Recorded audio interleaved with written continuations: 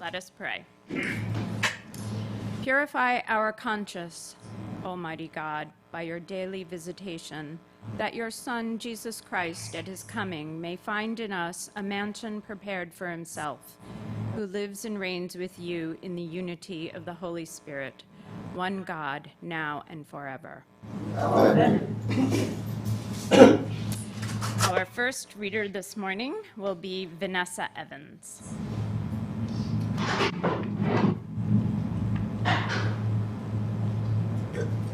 Good morning. I'm looking at the... Vanessa, can you get close to the microphone, please? Thank you. Good morning. I don't know if it's working. Yeah. Working now? Okay. I'm looking at this poetry book that I wrote, and I'm not sure how long ago it was, but it was 1998. I wrote this little book of poems. And so let's start with this one. Wreaths. Wreaths are round, make no sound, but yet they speak of what they seek.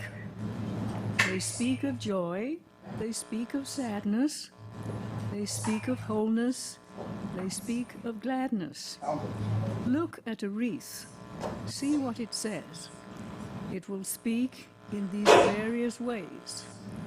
We need hope, we need wholeness, we don't need lowliness, we don't need madness.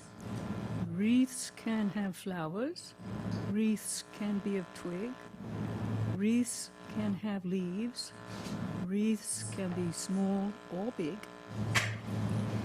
You see them on some front doors, you see them on a casket, you can use them to decorate like you use a basket.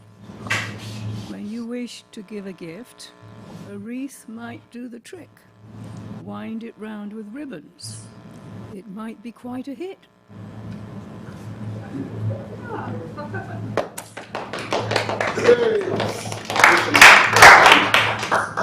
Now, Doan Pond is a pond in the east, and we used to go walking and hiking around there.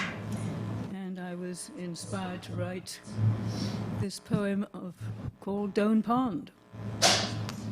Doan Pond is for fishing, a splendid place for wishing, wishing that the world could stop right here.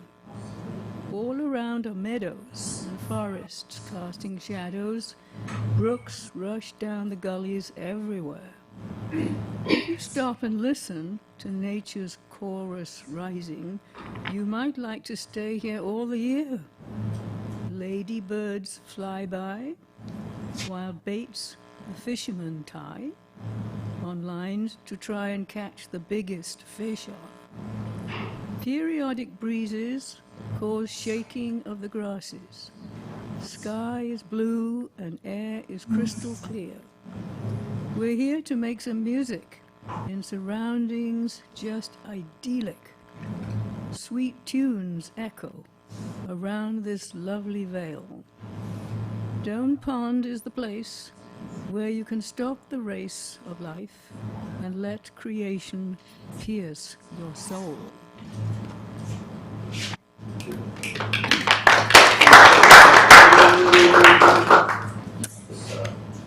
Lastly, the title is The Good Shepherd. I'm sitting in my church pew. All around I see lots of people praying. Can they be like me? Sometimes I think I know God. Sometimes I think I don't. Are they asked forgiveness? Today, I think I won't. The candles they are burning, the incense fills the air. Am I in the right place when others need my care? Today life is so busy. Job, house, garden do fill my time through all the weekdays. Church time just feels too still. But now I hear the music. Stained glass catches my eye. The wondrous flowers are smelling. I know that God's close by.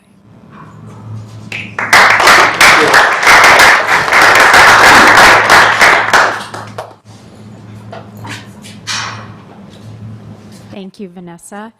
Our next reader will be Barbara Perry.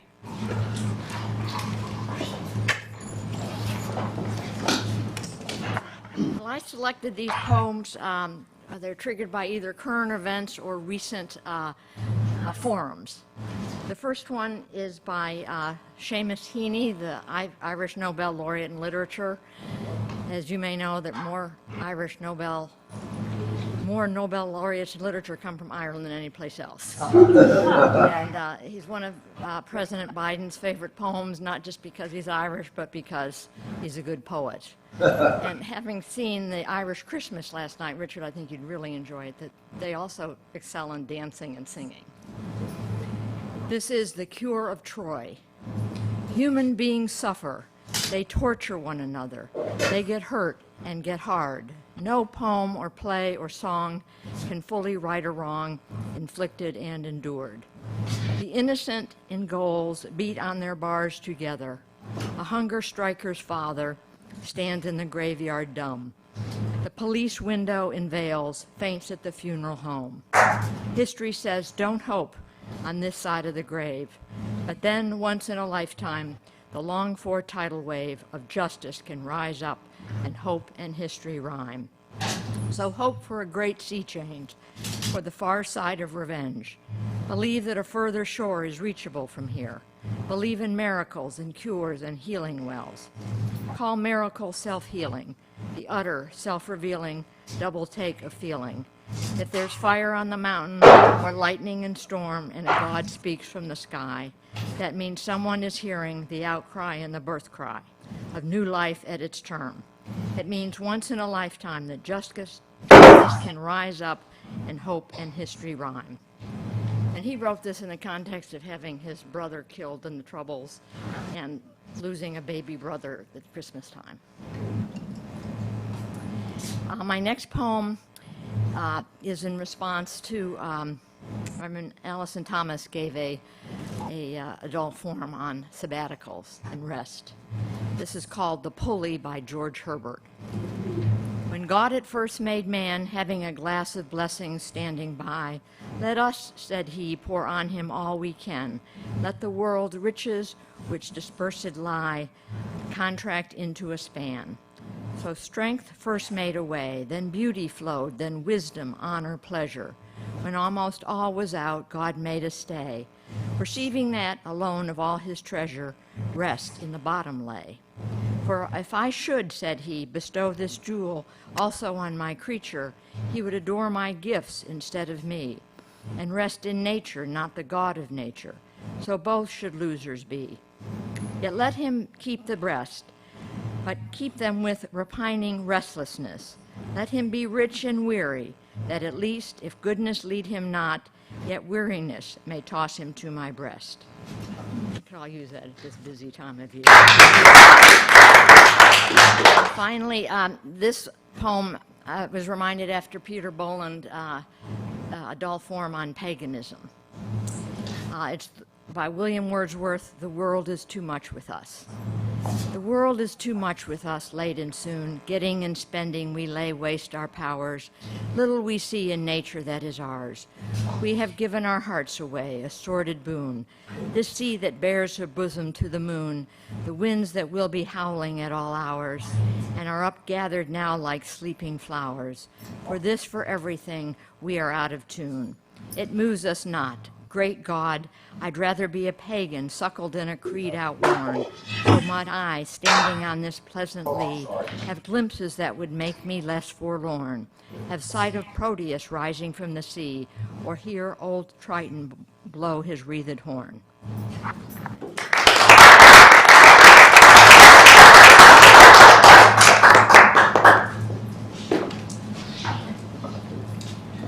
Thank you, Barbara. Our next reader is Maya Little Sonia.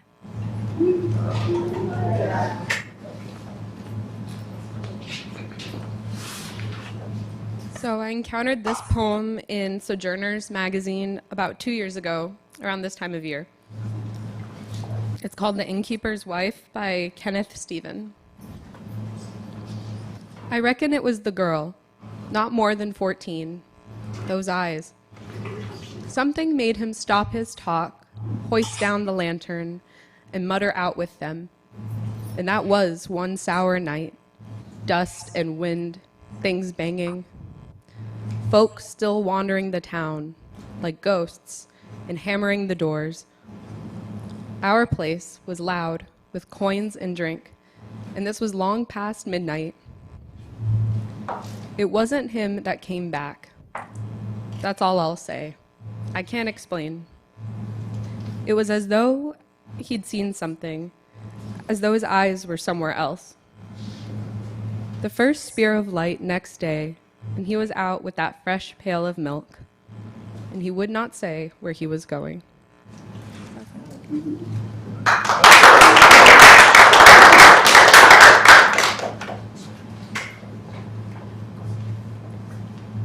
Thank you, Maya. Our next reader is Ellen Hargis.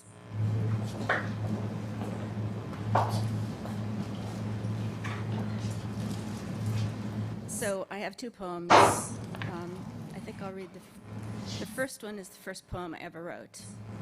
And I wrote it at 30,000 feet, looking down on a cloud canopy with eruptions, with thunder, the sky I have to watch when I'm flying.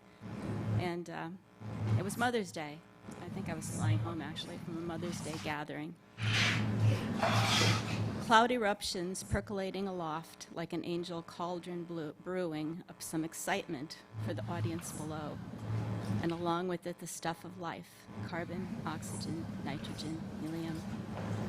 Under the canopy, lives are askew, shrugging off sadness, dodging the madness, clinging to light if they sought it, and if not, feeling small. Mothers and daughters, a continuum, a conundrum, like a vast Arctic of cloud eruptions, like thin ice, like attraction and distraction, like breaking away, like sinking under the surface. In the end, dissipation wins out, and some who've clung to the light find reward and peace. And mothers must always pretend that the light was strong enough to propel the daughters upward to their own motherhood and light.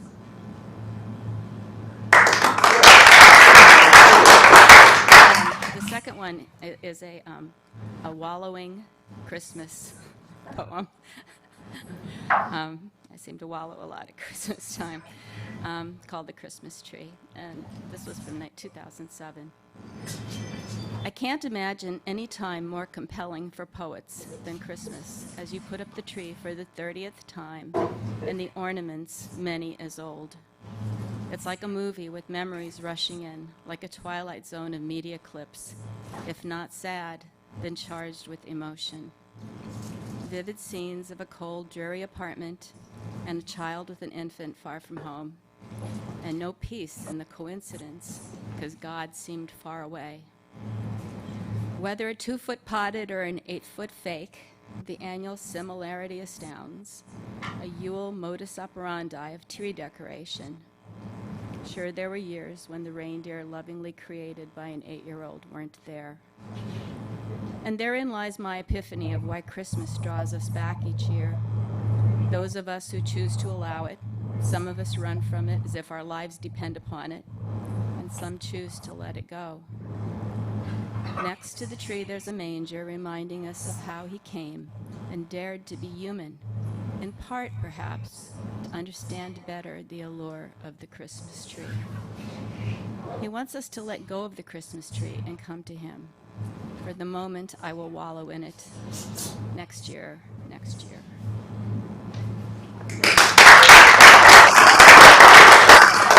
With me, I was 20 with a 6-month-old baby in New Jersey, far from home, apartment, no heat. That was real.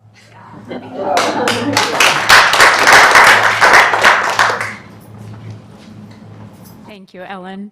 Our next reader is Ann Gary, followed by Ken Gary.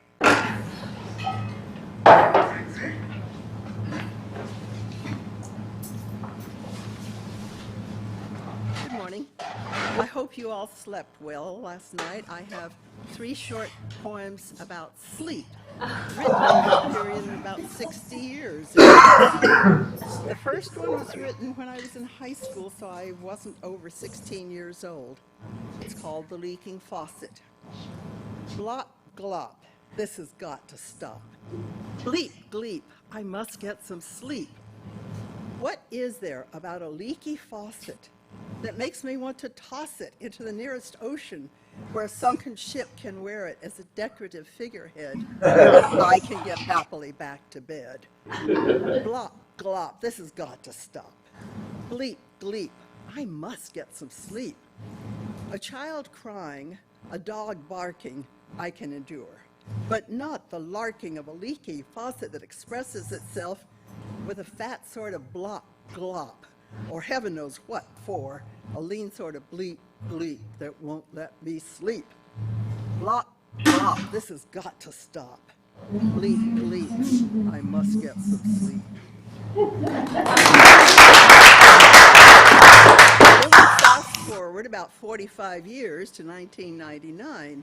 I went to get a drink of water in the kitchen, and I noticed all the appliances had different times on them. The kitchen cares about the time. I don't. When I go for a drink in the middle of the night, horological beams trisect moonlight floor tiles. The stove's blue blaze says 2:49. The microwave's cool blue gaze lags 2:48. The radio's red glare asserts 2:49. Does the radio side with the stove because the stove is big? Does it want to be shock radio in the silence of the night kitchen? I don't care. A warm bed and sweet husband call me back. And then sometime this century, sleep tastes like nostalgia. Last Sunday afternoon, I slept, really slept. When I awoke, I still had the taste of sleep in my mouth. Real sleep tastes like nostalgia.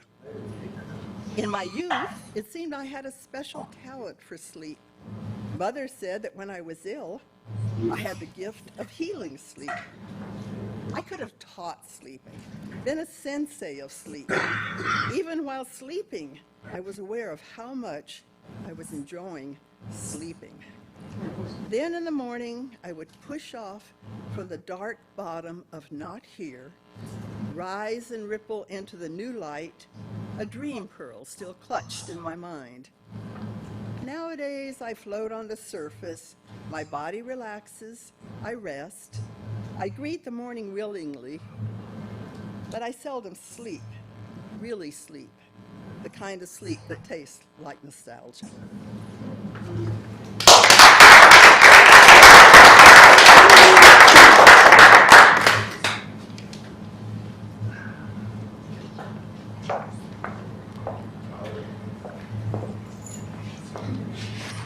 Morning. Can you hear me okay? Yes. Good. My poem is called Iowa Girl and Texas Boy Find the Center. This came about because I cooperated with a young friend of mine from Iowa in helping her publish a couple of books of her poetry. So we became Texas Boy and Iowa Girl. And so here we go. Texas Boy and Iowa Girl, after lingering a brief eon or two at that nice grassy spot in the space-time continuum and waiting quietly just to see what in heaven would happen next, suddenly, or as suddenly as things can be, in a place where you always sit near the corner of now and eternity, realized that nothing much was happening there, and indeed that the grass is not always greener, even in a grassy spot. In fact, that this grass was not green at all, but a sort of nebular glowing blue with unsettling pink edges. So, Texas Boy thought that maybe they ought to look for a place even farther away from where they first met up in heaven. a ways from where the very ideas of Turkey River and Lone Wolf Creek flow together in the mythical mind. Maybe someplace not wet, not grassy, but say dry. That's it, dry. With a view to everywhere in all directions, someplace high, someplace central, maybe like the place people mean when they say, wherever you go, there you are. Or maybe the place where everything starts and everything ends. Or the place where Texas boy had once heard that gods, or messengers to the gods, sometimes danced and sang near a place called in some alien language, Tuwanasavi, which really just means the center of everything. So they thought and finally concluded that Tuwanasavi was the place to be. It was high, it was dry, it had dancing gods, and it was supposedly in the center of things. How could they go wrong? No matter which way they went, they were bound to wind up there, and besides, what difference did it make? There were really no directions in heaven anyway, so they set off to find it, this place of gods, stepping on a shining disk that suddenly appeared, or maybe had always been right there, which flashed off while standing still, never even mussing IG's hair, and finding themselves far beyond the Milky Way in a heavy, long instant, where they could tell that the disk ceased from its stillness. There was no cosmic you are there sign, but they could tell they were at or in Tuwanasavi on a high place, a dry place, a place of original sound, original movement, original color, original form, original prayer. So they stayed still for a timeless time and watched and listened to these gods dance and sing and pray for the good of all creatures. TB, in his way, felt strangely familiar with the sound, movement, and color from a far-off place in his being. IG, in her way, gave the transplendent gods their due, but her eyes and heart also fell softly on the scruffy kids and cheeky dogs who played around the edges of the holy, giving an eternal sacred humility to the goings-on at the center.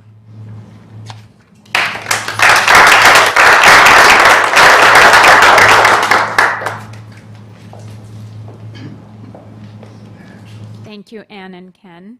And now our next reader will be Dean Penny Bridges.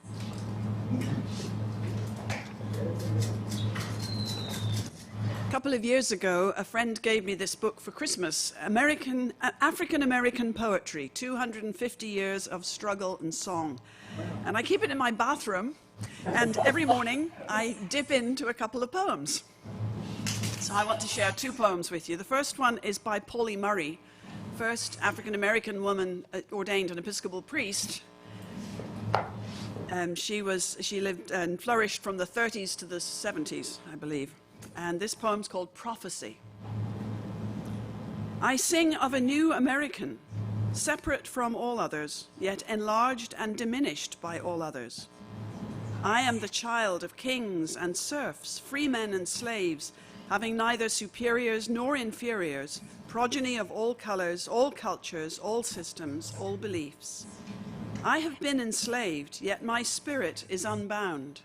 I have been cast aside, but I sparkle in the darkness. I have been slain, but live on in the rivers of history. I seek no conquest, no wealth, no power, no revenge. I seek only discovery of the illimitable heights and depths of my own being.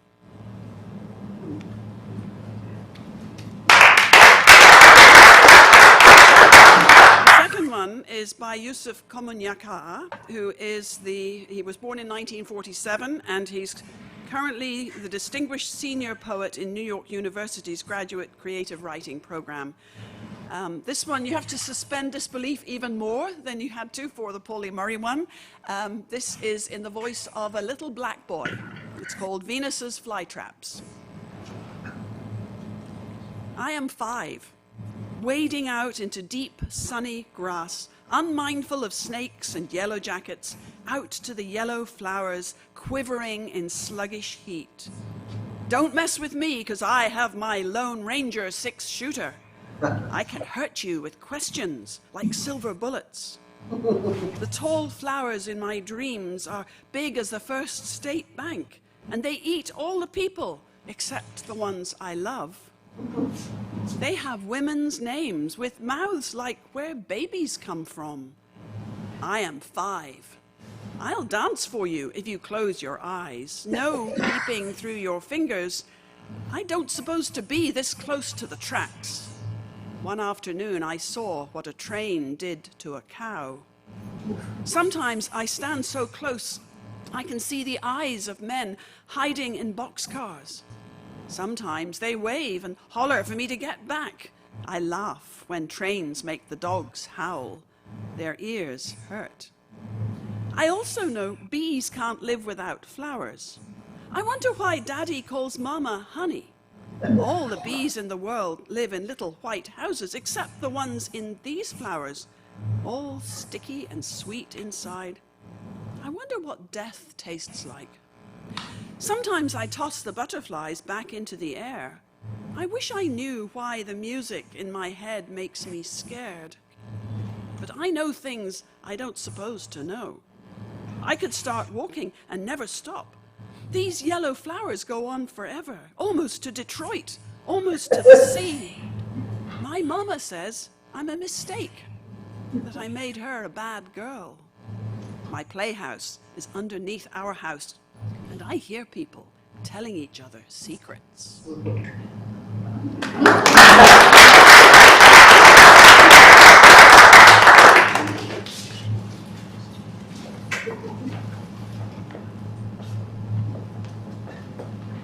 Thank you, Dean Penny. And now our next reader is Mary Bowman.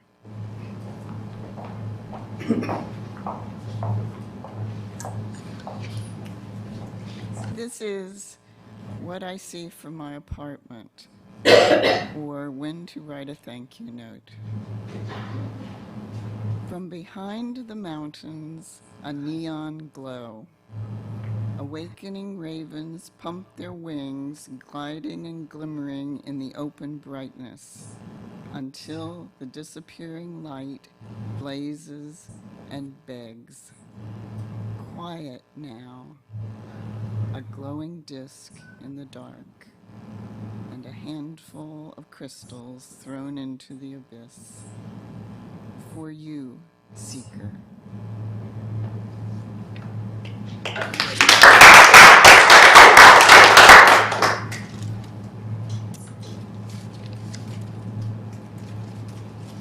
This next poem is by Thomas Hardy, the English poet and novelist, and it reflects some of his interest in rural folklore and expresses the desire for faith. And I always think of this poem at Christmas time. The Oxen, Thomas Hardy. Christmas Eve and 12 of the clock. Now they are all on their knees, an elder said as we sat in a flock by the embers in hearthside ease. We pictured the meek, mild creatures where they dwelt in their strawy pen. Nor did it occur to one of us there to doubt they were kneeling then. So fair a fancy few would weave in these years, yet I feel if someone said on Christmas Eve, "Come, see the oxen kneel," in the lonely barton by yonder coombe our childhood used to know, I should go with him in the gloom, hoping it might be so.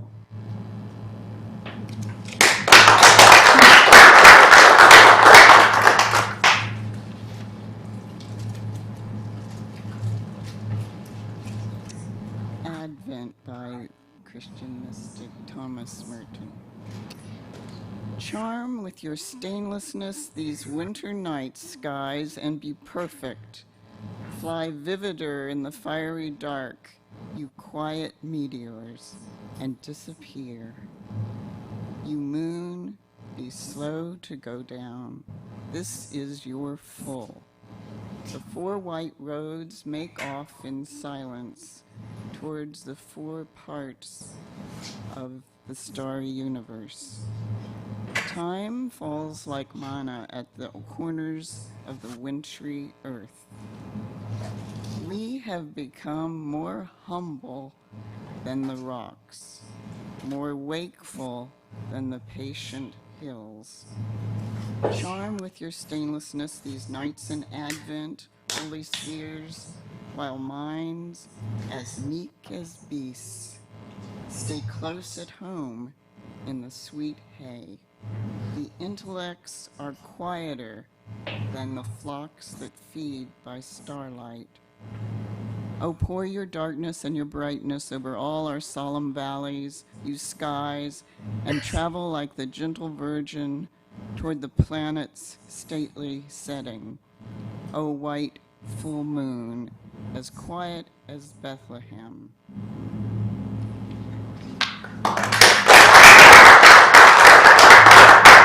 I think it's interesting how both those poems refer back to the manger and the animals, and that I like that Merton points out that at Advent and Christmas we can kind of push our intellect aside, and I think we do that and rest more in our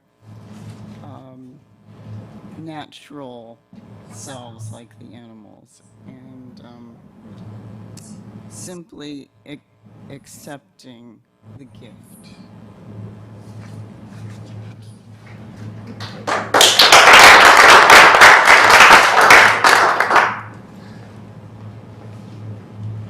Thank you, Mary. Our next reader is Gary Owen.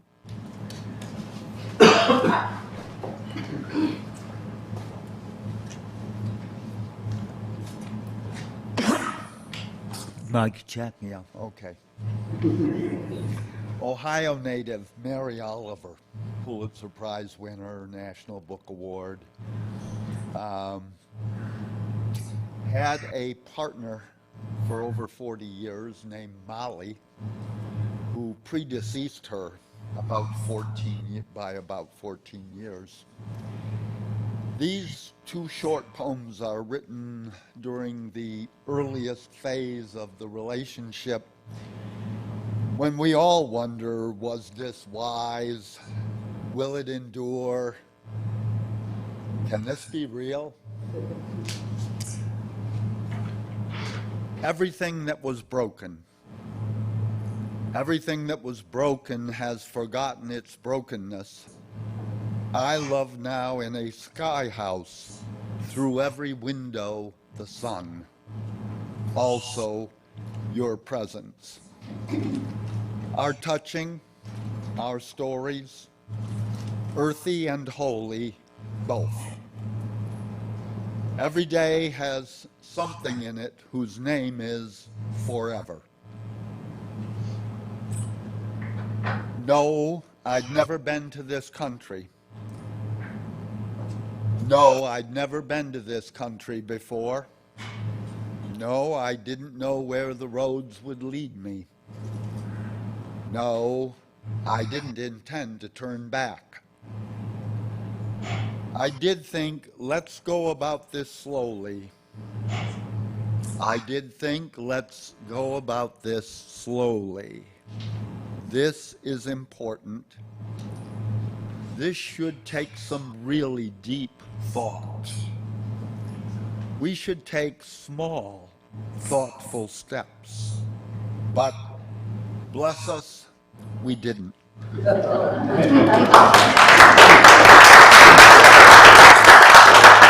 The last one is from a dear friend of mine, unpublished poet, a nurse practitioner, wife, mother, and a leader in the San Diego International Church of Christ, house groups and Bible studies, and just a truly accepting and wonderful person. I take no money with me.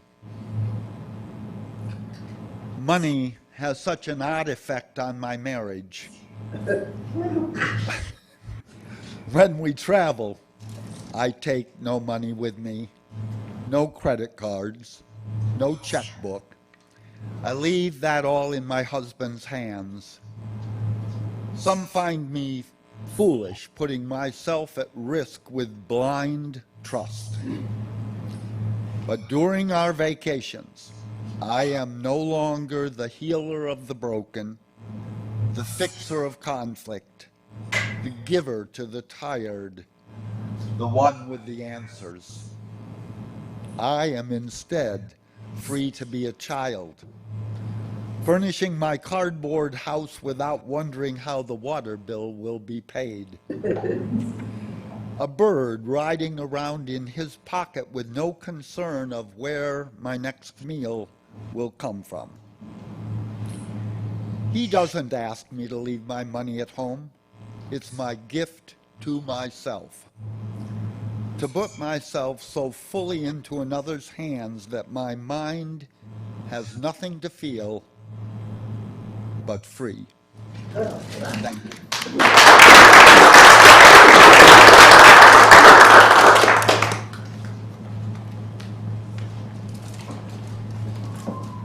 Thank you, Gary. And now we'll hear from Calvin Johnson.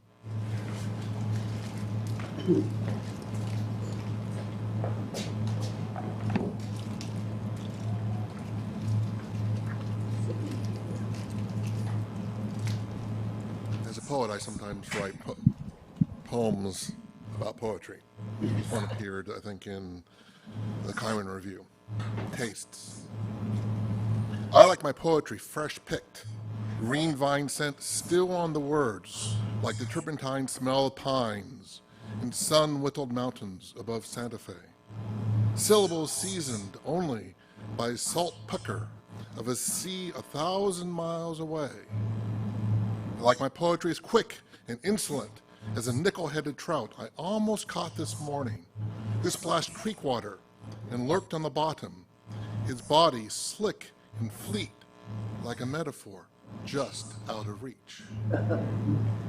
My wife liked her poetry pickled in a glass jar, kept in the contemplative dark of the basement on a fly-freckled shelf next to childhood memories of hunched oak woods in Memphis and learning to read Ovid in Latin. Liked her poetry brought up on a rainy day and placed on the checked tablecloth next to a steaming bowl of oyster stew, its cream and onions stratified like a muddy river with history and old stories, which are always the best.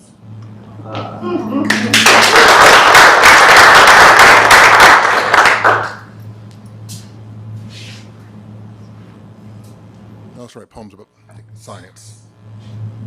This one appeared in the Isaac Asimov science fiction magazine. Experimental. The machines are cathedrals of magnets and mile-long vacuum lines. Silicon eyes count quarks when particles decay. I recite mathematical justifications, but really, I am a boy who throws a frog against a stone wall to see what leaks out. And I'm a frog, a spirochete, a baryon beneath the ponderous lens of the cyclotron. Above, some angel pokes a button and watches us squirm. We say it's noble when a woman steps before the bullet for her friend. Tragic when cancer gobbles up a child. A relief when torment stops breathing. But these angels or aliens or empiricist gods as empty as the space between stars, they help seeing how we die can answer the mystery of how they live.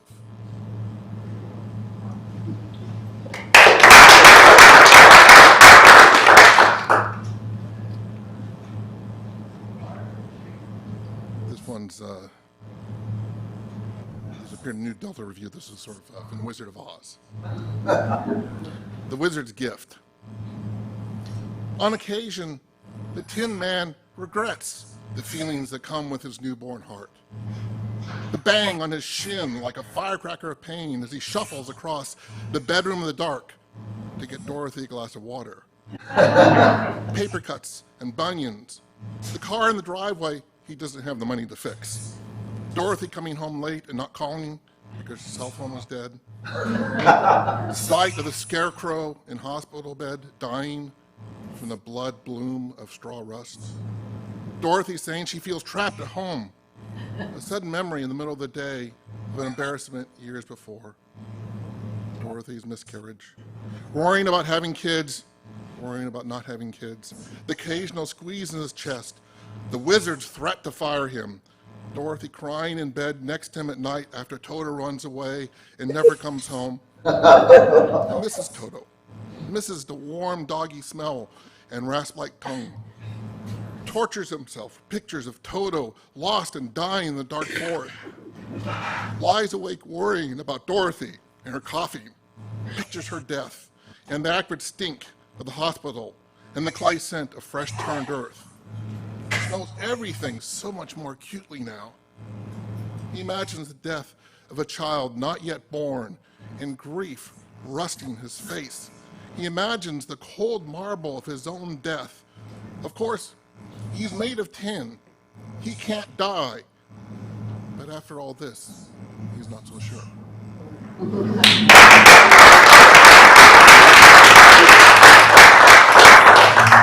Last one. This one appeared in Homestead Review. Wyoming Highway. This morning, rain came down thick and viscous like whiskey sloshed from heaven.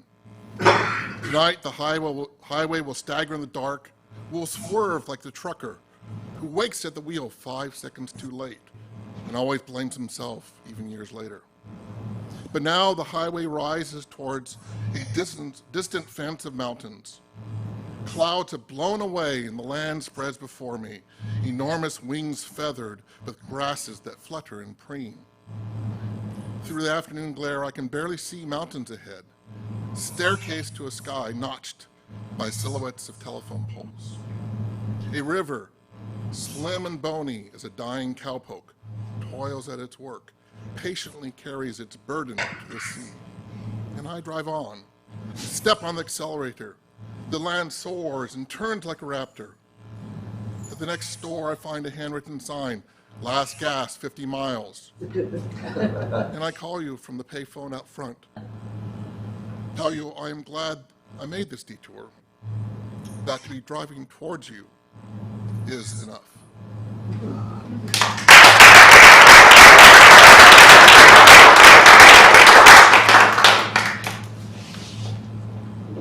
Thank you, Calvin. Our next reader is Susan Forsberg.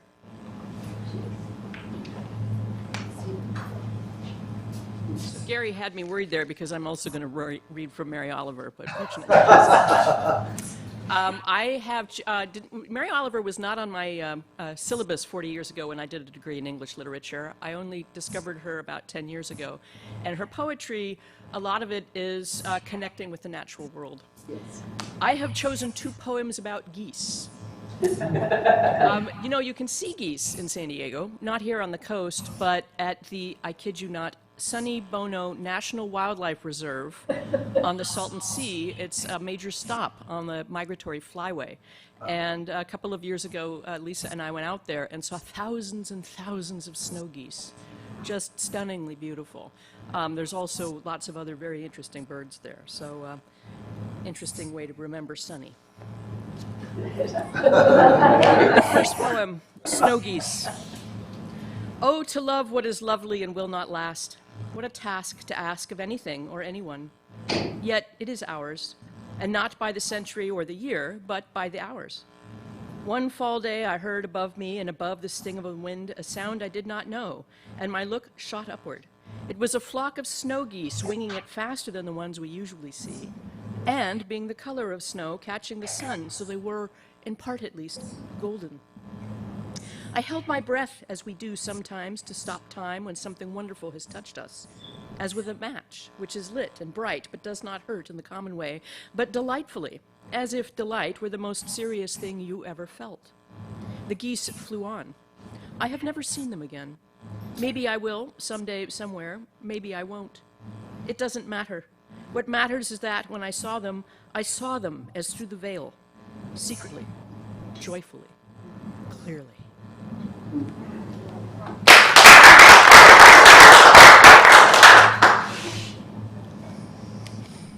Second poem you may be familiar with. It makes the rounds on Facebook periodically. It's called Wild Geese. You do not have to be good. You do not have to walk on your knees for 100 miles through the desert repenting. You have only to let the soft animal of your body love what it loves. Tell me about despair, yours, and I will tell you mine.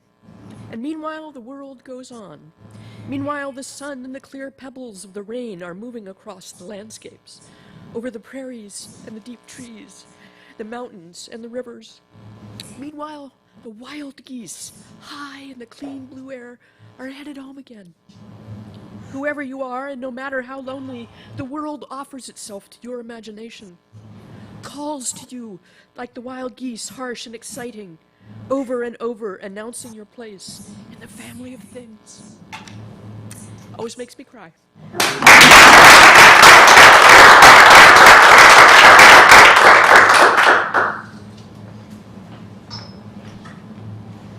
Thank you, Susan. Our next reader is Bob Osley. Scary, huh?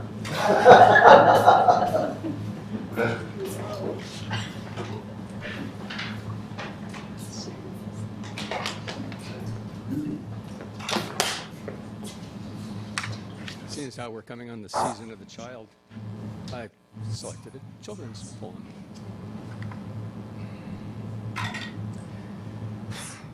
Linda lived in a little white house with a little black kitten and a little gray mouse, a little yellow dog and a little red wagon, and a truly little pet dragon. Now the name of the little black kitten was Ink, and the little gray mouse she called Blink. The little yellow dog was sharp as mustard, but the dragon was a coward. Custard had big, sharp teeth and spikes on top of him and scales underneath. A mouth like a fireplace, a chimney for a nose, and Trilio, dragons, daggers for toes. Belinda was brave as a barrel full of bears. And Ink and Blink chased lions, tigers downstairs. Mustard was brave as a tiger in a rage, but Custard cried for his nice safe cage. Linda tickled him unmercifully. Ink and Blink and Mustard, they rudely called him Percival. They all sat laughing in the little red dragon at the Trilio, cowardly dragon. Belinda giggled till she shook the house. Blink said weak, which is giggling for a mouse. Ink and Mustard rudely asked his age when Custard cried for his safe cage. Suddenly, they heard a nasty sound. Mustard growled and they all looked around. Yout, cried Ink. Ooh, cried Belinda, for there was a pirate climbing in the window. Pistol in his left hand, pistol in his right. He held in his teeth a cutlass bright. His beard was black, one leg was wood. It was clear that his pirate meant no good. Belinda paled. She cried, help, help. But Mustard fled with a terrified yelp. Ink trickled down to the bottom of the household, and little Blink Mouse strategically mouseholed. But up jumped Custard, snorting like an engine. His tail crashed like irons in a dungeon. With a clatter and a clank and a jangling squirm, he went after that pirate like a robin for a worm. The pirate gaped at Belinda's dragon, gulped some grog from his pocket flagon. He fired 2 bullets, but they didn't hit, and Custard gobbled him every bit. Belinda embraced him, Mustard licked him. No one mourned for his pirate victim. Blink and blink, in glee did gyrate around the dragon that ate the pirate. Belinda lives in her little white house with her little black kitten and her little gray mouse, and her little yellow dog and a little red wagon, and a really old tree. Belinda is brave as a barrel full of bears. Ink and Blink chase lions and tigers downstairs. Mustard is brave as a tiger in a rage, but Custard keeps crying for his nice safe cage.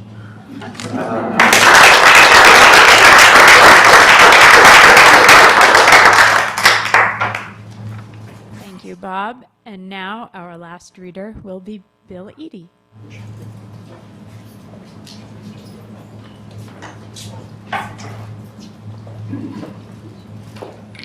Well, I came in here this morning to do something else and found out it was no longer needed. So they said, how about reading a poem? I said, well, let me look. I happen to have the one I read last time in my phone still. So I'm going to read that. Let me put in a pitch for the St. Paul's Cathedral Zoom players. We read a piece of literature every month on a Saturday at 1 o'clock. And we're going to do Agatha Christie's Witness for the Prosecution in January, end of January. So if you're interested in reading, get hold of me, and we can do that. This poem is called Papa Wheelie. I know it's a prize-winning poem, but I forget who wrote it because it's not in my phone that way. And I like this poem because I get to play somebody I'm not. From oil-dank bowels of a nightmare garage, you ride benighted, Saturday morning's acolyte, sleep-dazed but aright, straight for the ramp you built last night in the driveway in homage to the great adrenaline-hazed Evel Knievel, archetype for every danger boy and bone-headed troglodyte bent on a bright schematic, vying to break more bones than the Guinness World Record, flying prone over cars, buses, lions, fountains, sharks, canyons, rattlesnakes, before the neighborhood wakes. Topping the slope, you rev your banana bike and pedal hand on the approach, past a hushed gang of squirrels and puppies, holding their breath, half hoping this levitation will and won't be your last. Did he always wear stars and stripes? Was his helmet screwed on tight? Will his next attempt be televised if he succeeds and fails yet again to reach the light?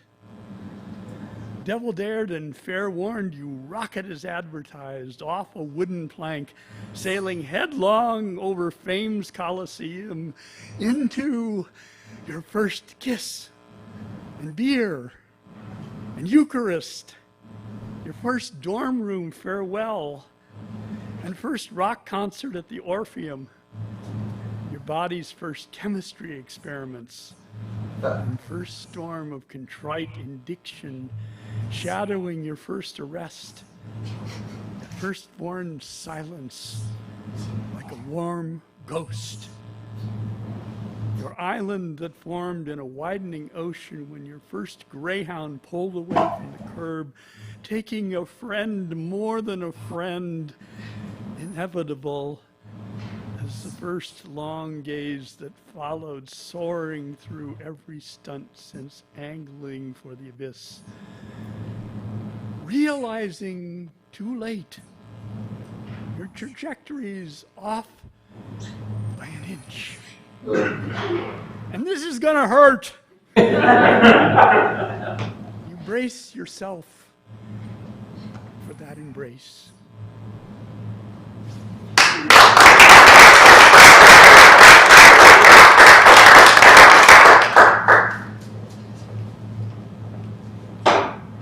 Thank you, Bill, and thank you, everyone. This concludes our Poetry Slam for 2022. There will be no forum next week or on January 1st. We will resume on January 8th when candidates for chapter will be here. Have a wonderful Sunday, everyone.